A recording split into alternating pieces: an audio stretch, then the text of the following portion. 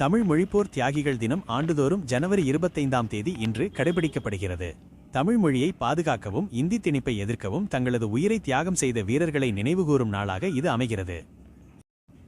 வரலாற்று பின்னணி 1930களில் தொடங்கிய இந்தி எதிர்ப்பு போராட்டம் 1960களில் தீவிரமடைந்தது.